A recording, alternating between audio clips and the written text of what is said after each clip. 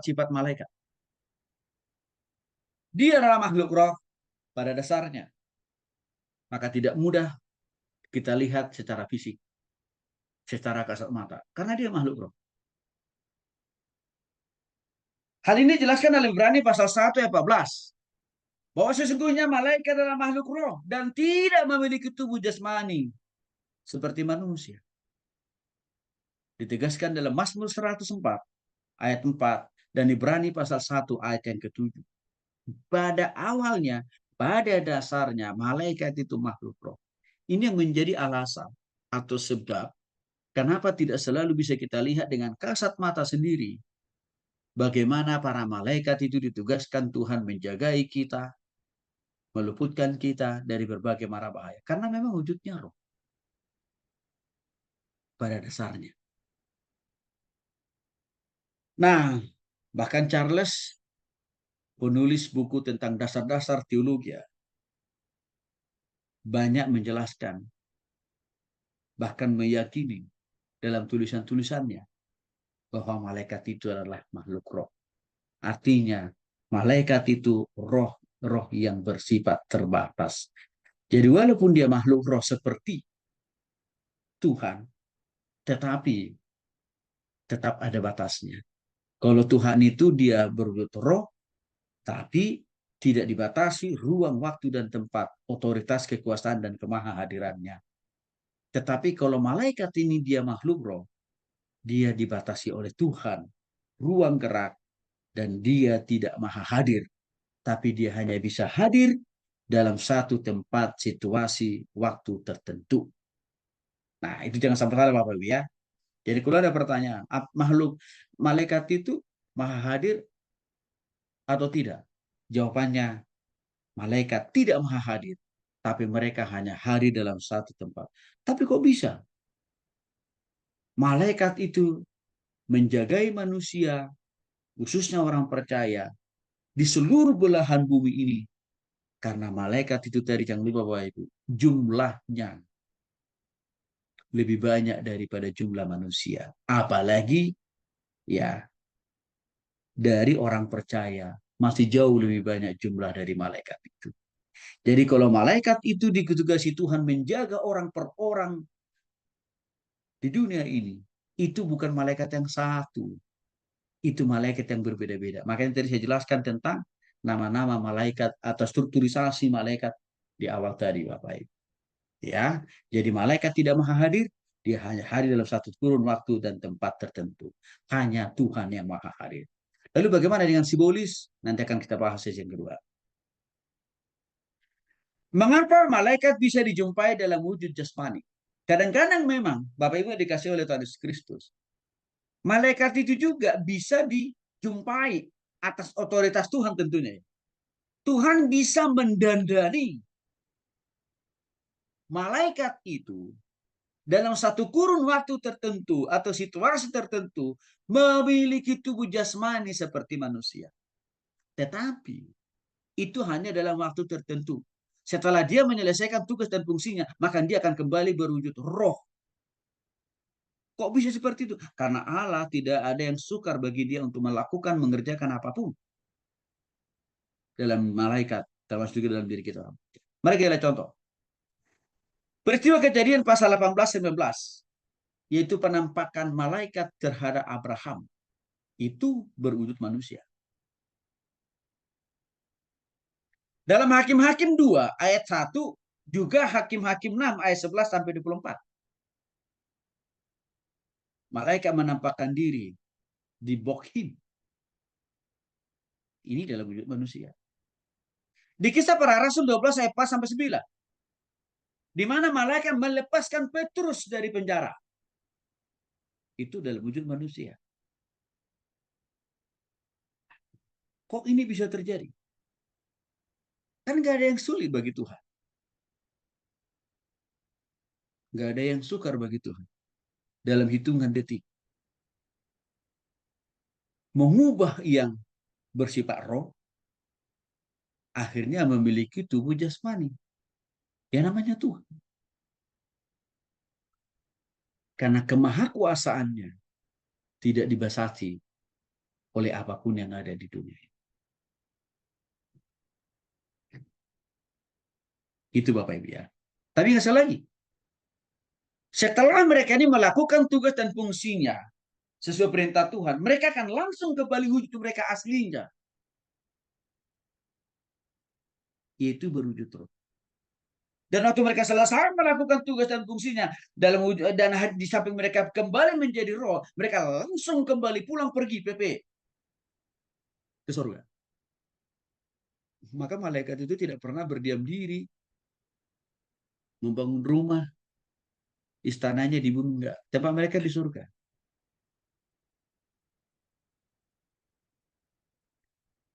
Ya, itulah sebenarnya saya katakan tadi, banyak kelebihan dengan menunjuk malaikat sebagai roh. Banyak kelebihan. Karena mereka bisa leluasa melakukan dan tugas fungsinya. Walaupun dari sudut kita manusia, sulit untuk melihatnya. Tapi dampak pekerjaan mereka atas suruhan Tuhan sangat terasa. Tapi saya katakan tadi di sisi lain, Tuhan melihat perlu juga sesekali itu malaikat yang berwujud roh itu didandani dengan pakai tubuh, tangan, kaki, kepala, mata, dan mulut. Kenapa itu penting Tuhan lakukan? Karena Tuhan tahu dengan perlengkapan tubuh seperti manusia akan lebih mudah manusia yang akan dijumpai oleh malaikat itu mengenal, memahami bahwa mereka itu adalah utusan dari Allah itu sendiri. Itu kira-kira. Jadi artinya Tuhan itu rupanya begitu tahu betul ya yang terbaik buat kita, maka dia selalu mengatur segala sesuatu termasuk malaikatnya dalam bentuk rohkah dihadirkan menolong kita, menjaga kita, atau dalam bentuk fisik seperti kepada Abraham, seperti kepada Petrus. Tuhan juga bisa lakukan itu. Nah, namun sekali lagi Bapak Ibu, kita tidak perlu mendikte Tuhan. Tuhan, saya kangen Tuhan sama malaikat, tunjukin dong lewat secara fisik. Malaikat itu diciptakan Tuhan, bukan untuk menjawab kekangenan kita ya. Bukan, tapi melakukan tugas dan fungsi yang signifikan, yang berarti maksudnya menurut Tuhan. Jadi jangan juga doa kita jadi doa yang aneh, kira-kira begitu. Oke, yang kedua, malaikat juga makhluk berkepribadian. Apa artinya? Memiliki eksistensi. Benar adanya itu kira-kira dalam bahasa Indonesia. Di mana mereka memiliki sifat ya atau keadaan seperti manusia. Nah, mari kita lihat kepribadian malaikat malaikat itu lebih jauh lagi. Di mana mereka memiliki kecerdasan atau kepintaran ya Bapak Ibu atau pengetahuan. Juga mereka sangat sensitif karena mereka punya perasaan. Tapi sudah pasti malaikat tidak pernah baperan seperti manusia. Maka malaikat tidak ada yang sakit hati, bahkan yang kepahitan. Mereka punya perasaan, tapi perasaannya mereka murni, objektif, tidak baperan. Beda dengan manusia. Baru intonasi suara saja agak sedikit naik, sudah langsung baper, masuk di dalam hati, dan berujung kepada kepahitan. Nah, itu bedanya manusia yang berdosa dengan malaikat.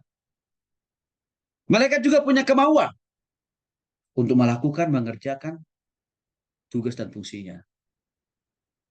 Nah, lebih jauh lagi kita lihat Bapak Ibu kepribadian daripada malaikat tersebut dicatat. Yang pertama, 1 Petrus 1 ayat 12. Di sana dijelaskan para malaikat itu memiliki kecerdasan. Ya. Dalam Lukas pasal 2 13 sampai 14. Di sana dijelaskan malaikat itu memiliki perasaan. Dan malaikat juga memiliki kemauan dalam diri mereka untuk melakukan, untuk mengerjakan apa yang Tuhan perintahkan. Hal itu dicatat dalam Yudas pasal 1 ayat yang ke-9. Dikasih oleh Tuhan Kristus, apa sih peran signifikansi daripada kepribadian malaikat ini buat kita? Apa maknanya? Apa tujuannya? Apa tugasnya? Pentingkah ini buat kita? Penting banget Bapak Ibu. Karena tidak mungkin sesuatu hal Tuhan taruh dalam diri malaikat-malaikat itu tanpa ada korelasinya, tanpa ada peran fungsinya bagi kita orang percaya. Selalu pasti ada. Saya ambil contoh misalkan, mengapa malaikat itu diberikan Tuhan kecerdasan? Karena kalau malaikat itu diberikan Tuhan kecerdasan, berarti dia bisa membimbing dan menolong manusia untuk memberikan pemahaman yang lebih. Karena malaikat itu punya kecerdasan, punya kepintaran, punya pengetahuan.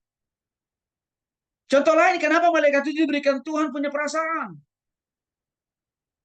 Supaya dia bisa menyelami perasaan manusia yang seringkali baperan ini. Kan itu tujuan. Kenapa malaikat itu dikasih Tuhan kemauan? Dan apa hubungannya bagi kita orang percaya? Dengan malaikat punya kemauan, berarti dia bisa efektif turun ke dunia ini untuk melakukan tugas dan perannya. Dan sekaligus juga sebenarnya hubungannya bagi kita manusia dengan malaikat diberikan kemauan. Kita bisa belajar menghormati dan menaati Tuhan. Melakukan perintah Tuhan seperti Tuhan menaati dan melakukan perintah Tuhan yang dilakukan oleh malaikat itu sendiri. Ya, jadi ini tidak sekonyong-konyong maksud saya. Tuhan kasih malaikat itu punya kepribadian. Ya, tapi punya maksud tujuan bagi Tuhan dan juga bagi kita. Bapak Ibu yang dikasih oleh Yesus Kristus, walaupun malaikat pada dasarnya tidak memiliki tubuh jasmani, dasarnya, awalnya gitu maksudnya. Namun tidak mempengaruhi keberadaan mereka sebagai pribadi. Ini yang kita lihat. Mayoritas malaikat-malaikat itu yang tetap taat, tunduk sama Tuhan. Mereka tetap bisa Tuhan pakai dengan luar biasa. Ya. Nah, yang berikutnya, malaikat juga adalah makhluk yang melebihi dari manusia. Ibrani pasal 22 ayat 7 sampai 9. Untuk sementara memang kita manusia ini selagi hidup di bumi Bapak Ibu, lebih rendah satu tingkat dari malaikat. Untuk sementara selagi kita hidup di bumi ini, kita lebih rendah dari malaikat. Tapi nanti waktu kita ada di surga, ya, kita ada dalam posisi lebih tinggi daripada malaikat. Nah, pertanyaannya, kok kenapa waktu masih ada di bumi ini manusia lebih rendah posisinya dibanding daripada malaikat? Karena kita ya masih hidup di dalam kedagingan yang berpotensi membuat kita jatuh dalam dosa. Sedangkan malaikat itu tidak boleh dan tidak berbuat dosa kan? Karena mereka makhluk kudus. Alasan yang kedua, kenapa kita posisi kita saat ini sejenak lebih rendah dibanding para malaikat? Karena kita masih hidup di dunia yang fana, yang terkontaminasi dengan berbagai polusi dosa, pencemaran dosa. Yang mana hal itu berpotensi membuat kita tercemari oleh dosa. Sedangkan malaikat itu kan tempatnya di surga. Yang mana surga itu tidak ada satu titik pun noda dan dosa yang bisa sampai ke sana. Nah itu yang membedakan, itu dasar pembedaan. Tapi nanti waktu kita sama-sama sudah di surga, tubuh kita kan tubuh yang sudah dibaharui oleh daging yang baru. Yang artinya daging atau tubuh yang kita pakai di surga itu tubuh tanpa dosa, tubuh tanpa noda. Yang inilah memungkinkan kita lebih tinggi daripada malaikat waktu di surga. Tempat di mana kita di surga itu sama seperti tempatnya malaikat di surga. Yang mana tempat itu tidak lagi mengkontaminasi kita jatuh dalam dosa karena tempat itu sudah kudus 100%. Kudus, suci 100%. Nah, itu alasannya kenapa ya ada perbedaan yang signifikan sementara antara manusia dengan malaikat.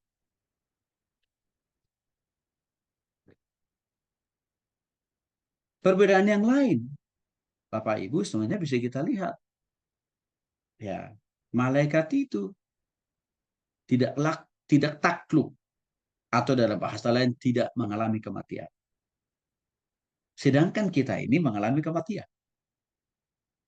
Kalaupun ada Beberapa tokoh-tokoh dalam perjanjian lama yang diangkat secara fisik, nah, itu keistimewaan khusus kan. Tapi mayoritas semua orang, termasuk orang percaya, mayoritas kita harus mengalami kematian dulu. Baru roh kita diangkat oleh Tuhan. Artinya tubuh kita yang penuh dengan noda dan dosa ini harus Tuhan harus kita tanggalkan dulu. Dan prosesnya adalah kematian. Baru roh kita dipindahkan ke surga. Nah, kalau malaikat yang tidak mengenal istilah itu. Jadi pertanyaannya, setelah kita hidup di surga bersama dengan Tuhan dan malaikat, adakah ending akhir daripada kehidupan manusia di surga, termasuk malaikat? Enggak lah. Selama-lamanya kita hidup di sana, termasuk malaikat juga. Ya. Nah, sekali lagi Bapak Ibu, seperti saya singgung tadi, sementara waktu kita masih hidup di dunia ini, memang kita lebih rendah dari malaikat. Maka hal itu ditegaskan oleh Paulus dalam 1 Korintus 6 ayat 3. Bahwa kelak kita akan menjadi lebih tinggi dari mereka. Siapa nih mereka? Malaikat. Dan bahkan dikatakan kita memiliki otoritas yang diberikan oleh Tuhan. Menghakimi para malaikat-malaikat itu. Maka untuk itu Bapak Ibu sekali lagi. Ya, kita kita tidak usah menggerutu dan kita nggak usah demo, kita nggak usah protes sama Tuhan. Tuhan, saat ini posisikan manusia lebih rendah dari malaikat. Nggak usah lah. Tahu dirilah kita. Karena memang kita masih hidup di dalam daging yang berdosa, lingkungan, dunia di mana kita hidup juga masih terkontaminasi oleh dosa. Tapi waktu kita dimuliakan di surga sudah berbeda posisi kita dengan malaikat. Begitu Bapak Ibu ya. Oke. Yang berikutnya malaikat itu adalah malaikat itu adalah makhluk yang kudus, tidak pernah bernoda dan berdosa. Sempurna, itulah kira-kira gambaran daripada malaikat itu sendiri. Hal ini dijelaskan dalam Mazmur 89 ayat 5 dan 7, Markus pasal 8 ayat 38. Silahkan Bapak Ibu baca nanti sendiri ya. Bukti-bukti konkret bahwa malaikat itu adalah malaikat yang kudus, yang suci dan sempurna tanpa ada dosa dan noda apapun di hati, di pikiran, perasaan, tindakan, dan perbuatan mereka. Bahkan malaikat itu juga disebut malaikat terang. Ini katakan malaikat terang karena tidak ada dosa. Tidak ada noda, tidak ada perbuatan jahat. Tidak ada niat jahat sedikit pun di hati dan pikiran mereka. Apalagi dalam perbuatan. Mereka terang. Artinya, jiwa, pikiran, perasaan, tindakan, dan perbuatan mereka terang. Kudus maksudnya Bapak Ibu. Suci. Bernoda. Tidak tercampur oleh satu noda dosa apapun. 2 Korintus pasal 11 ayat 14 sampai dengan 15 menjelaskan itu lebih panjang dan lebar. Bahkan saat Tuhan bangkit pada hari ketiga Bapak Ibu, waktu Tuhan bangkit dari kubur itu, malaikat Tuhan tampak seperti kilat dan pakaiannya seperti salju. Bapak Ibu, di mana-mana tidak ada gambaran kilat itu warna hitam ya. Kalau kita perhatikan Bapak Ibu, kalau lagi mau musim hujan gitu ya, biasanya kan ramai, mulai muncul kilat. Dari dulu sampai sekarang tidak pernah yang warna hitam, putih lebih cenderung. Artinya malaikat itu digambarkan seperti kilat yang putih. Mencerminkan apa? Kekudusannya, kesuciannya, kesempurnaannya. Luar biasa. Karena dia hidup bersama dengan Allah dan juga di sekeliling Allah dari waktu ke waktu, yaitu di surga. Itu alasannya kalau kita masih hidup di dalam lumpur keberdosaan, maka jauhlah sudah sulit, sukar kita bisa merasakan Tuhan mengutus malaikat-malaikatnya menjagai kita. Kalau kita hidup di dalam lumpur keberdosaan. Kalau kita hidup dalam kekudusan dan kesucian dan kesempurnaan, seperti sifat-sifat yang dimiliki oleh malaikat ini, maka tidak ada yang terlalu sulit bagi Tuhan mengutus malaikat-malaikatnya menjaga kita pagi siang malam. Tergantung di kita aja sebenarnya. Kita mau merasakan peran dan fungsi malaikat itu, Tuhan tugaskan tiap waktu, jaga kekudusan, jaga kesucian di dalam hati, pikiran, perasaan, tindakan, perbuatan. Di rumah, di luar rumah, di kantor, di ladang, ataupun di pasar. Itu aja. Jadi hidup kita harus selevel ya dengan kekudusan dan kesempurnaan daripada malaikat. Malaikat juga dikatakan makhluk yang rendah hati. Walaupun mereka dikasih kelebihan. Lebih daripada manusia. Satu malaikat saja tadi Bapak masih ingat ya. Itu dapat membunuh 185.000 orang. Satu malaikat itu. Artinya apa? Mereka diberikan kuasa luar biasa. Tapi kekuasaan mereka yang luar biasa itu. Mereka tetap hormat, taat kepada Tuhan. Itu makanya para malaikat itu tetap dipakai Tuhan. Menjadi perpanjangan tangan. Contohnya, dalam hal ini Bapak Ibu yang harus perlu kita antisipasi. Walaupun malaikat itu punya kuasa yang luar biasa dan hebat dari Tuhan, tapi kita tidak boleh menyembah malaikat. Nah ini kan pertanyaan dari Pak ya Dr. Haryanto satu lalu. Bolehkah kita menyembah malaikat? Nah, Pak Lahot kemarin singgung ayat ini nih. Wahyu pasal 19 ayat 20. Dan juga ayat 22. Wahyu pasal 22 ayat 8 sampai 9. Saya sedikit jelaskan tentang ayat ini. Jadi pada waktu itu kan Yohanes Pembaptis ya diberikan penglihatan atau gambaran tentang surga. Dan waktu itu malaikat yang memberikan konfirmasi itu tentang surga itu kepada Yohanes. Lalu hakim begitu kagumnya Yohanes melihat penampakan daripada malaikat waktu itu yang datang kepadanya. Dia sujud menyembah. Yohanes sujud menyembah malaikat itu. Tapi apa kata malaikat itu? Jangan sembah aku, karena aku dan kamu sama. Juga adalah hamba Allah. Artinya hamba Allah apa? Pelayan Tuhan. Artinya apa? Malaikat juga melarang kita untuk menyembah dia. Melarang kita untuk mempertuhankan dia. Juga memuja-muji dia. Karena sebenarnya dia sama seperti kita. Tidak lain dan tidak bukan adalah Tuhan Bapak Ibu. Maka dengan demikian, kalau mau saya jelaskan panjang kali lebar, hebatnya malaikat ini, satu malaikat bisa menghabisi 145.000 orang. Satu malaikat saja bisa menjaga kita satu negara, kira-kira begitu. Jangan sampai kita mempertuhankan malaikat.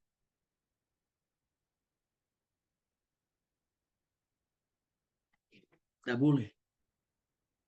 Karena itu sudah sama dengan artinya kita menduakan Tuhan.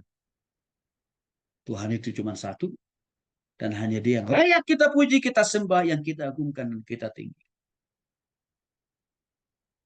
Kalaupun malaikat itu bisa memiliki kemampuan dan kuasa, dan dia sangat begitu efektif membantu dan menolong kita, itu karena karya pekerjaan Tuhan yang memberitakan mereka. Karena Tuhan aja. Malaikat saja menolak untuk disembah Yohanes Pembaptis. Itu ditegaskan dalam Wahyu pasal 19.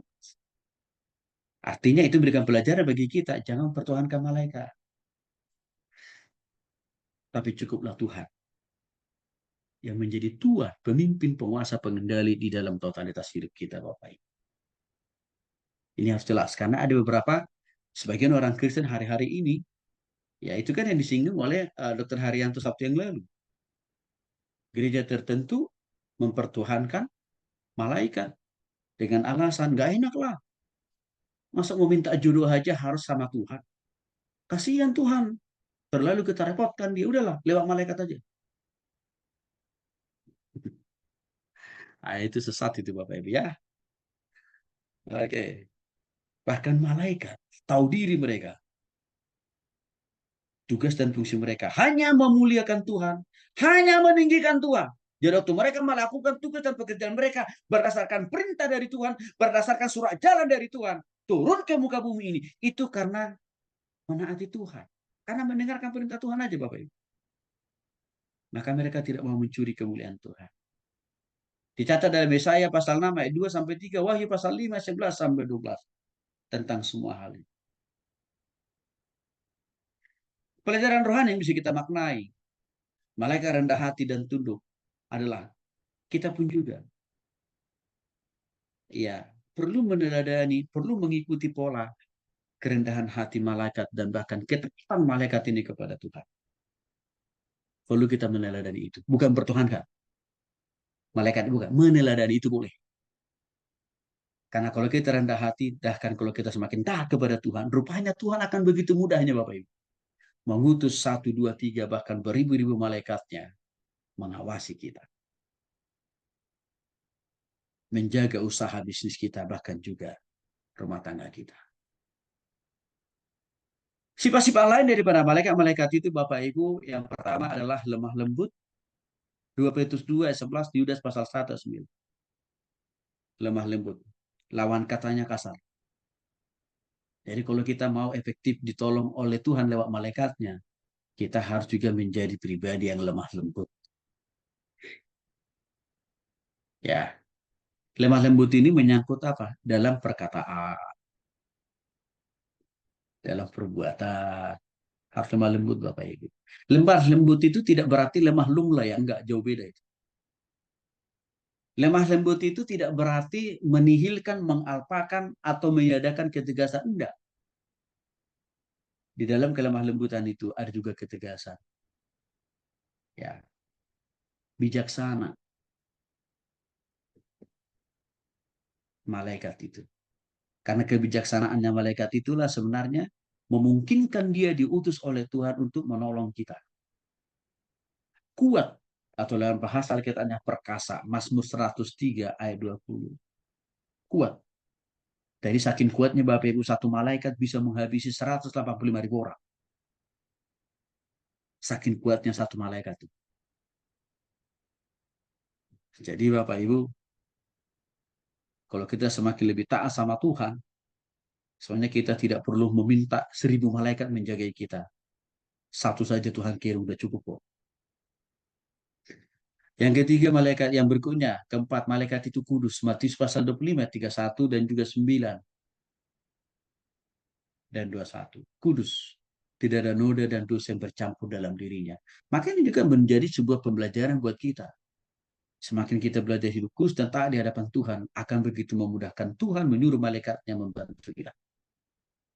Malaikat itu adalah makhluk terpilih. 1 Timotius 5 ayat 21.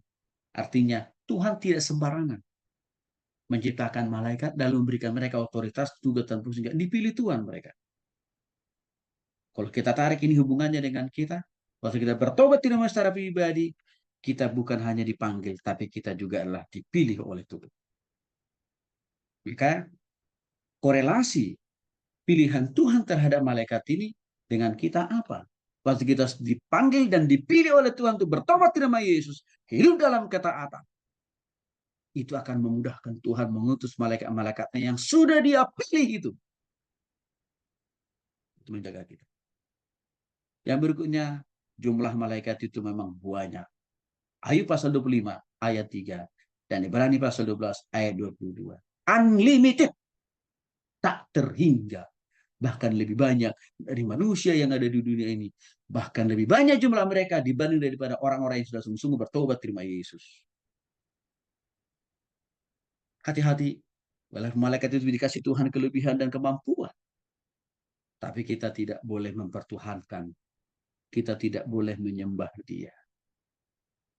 Bapak Ibu, hati-hati ya. Hari-hari ini ada lagu-lagu rohani yang juga mencoba meninggikan malaikat. Hati-hati loh itu. Pujian penyembahan kita, lagu yang kita naikkan hanya diperuntukkan untuk Tuhan saja. Tidak boleh ada satupun lirik lagu yang kita nyanyikan itu untuk memuji menyembah malaikat. Tidak boleh. Kolose pasal 2 ayat 18 menjelaskan hal itu dan juga Wahyu pasal 19 ayat 10 serta Wahyu pasal 22 ayat 9 melarang kita menyembah atau bertuhankan malaikat. Malaikat itu adalah yang diciptakan Allah, tidak dapat, itu alasannya kenapa kita tidak langsung dapat melihat dengan kasat mata. Karena eksistensi mereka dasarnya adalah, kalaupun tadi saya katakan dalam satu ruang waktu tertentu Tuhan memperlihatkan malaikat itu secara fisik kepada orang-orang tertentu, itu kebijakannya Tuhan sendiri. Tapi awal pada dasarnya mereka adalah makhluk. Maka saya katakan, kalau mereka sudah selesai melakukan tugas dan fungsi mereka dalam wujud rupa manusia, itu langsung mereka kembali diwujud nyatakan oleh Tuhan dalam wujud roh, supaya mereka bisa langsung kembali ke surga.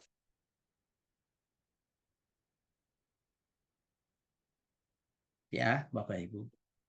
Jadi dalam satu waktu tertentu, situasi tertentu, sesuai dengan kehendak Tuhan, sesuai dengan maunya Tuhan, bisa saja malaikat itu diwujud nyatakan dalam bentuk manusia, atau juga dalam wujud yang lain. Malaikat juga berbicara, apa berbicara, bahkan dapat makan bersama manusia. Nanti Bapak baca lah ini. Kejadian pasal 19 ayat 1 sampai 3. Ya. Juga kejadian dan juga pasal 2, ayat 12 sampai 22. Ya. Jadi bisa saja yang berwujud roh itu tiba-tiba berwujud manusia, bahkan bisa makan seperti manusia, bisa minum seperti manusia. Kok bisa? Ya hak Tuhan lah. Ya suka-sukanya Tuhan lah. Ya orang mereka itu diciptakan oleh Tuhan dan juga kembali untuk kemuliaan Tuhan, kan begitu. Tapi yang penting begini Bapak. Kalau ada pun perubahan-perubahan wujud daripada malaikat itu, sudah pasti maksud tujuan Tuhan baik. Kalau malaikat itu dalam satu waktu tertentu diwujud nyatakan dalam bentuk fisik. Tujuan Tuhan baik kok. Supaya kita tidak perlu putar otak untuk menandai atau untuk berkenalan, kira-kira begitu. Kan langsung kita diperlihatkan, oh ini rupa. Ya. Peristiwa. Kejadian pasal 19 ini kan peristiwa dua malaikat yang datang ke rumahnya Lot. Kejadian pasal 19. Dua malaikat yang datang ke rumahnya Lot. Yang mana Lot kasih makan, minum di rumahnya, dan juga kasih tempat tidur. Itu kan dijelaskan dalam kejadian 19 ini, Bapak. Ya. Itu otoritas Tuhan lah. Kalau dalam satu waktu tertentu diwujud nyatakan, malaikat itu dalam wujud manusia bahkan bisa makan ini. Supaya Lot langsung paham, langsung mengerti bahwa mereka ini adalah malaikat Tuhan yang diutus oleh Tuhan mengingatkan dia supaya dia keluar dari ini, ada dari Sodom, sehingga yang lainnya bisa dilenyapkan. Bapak Ibu, ini juga bisa terjadi kok di dalam kehidupan kita sekarang. Bisa juga suatu saat, ya, karena Tuhan mau menghukum republik ini atau sebuah daerah di mana tempat di mana kita berada. Tuhan utus malaikatnya dalam wujud manusia datang ke rumah kita dan mengatakan, Tom, cepat-cepat engkau keluar dari kota Bandung. Karena saya mau meratakan kota Bandung. Kira-kira begitu.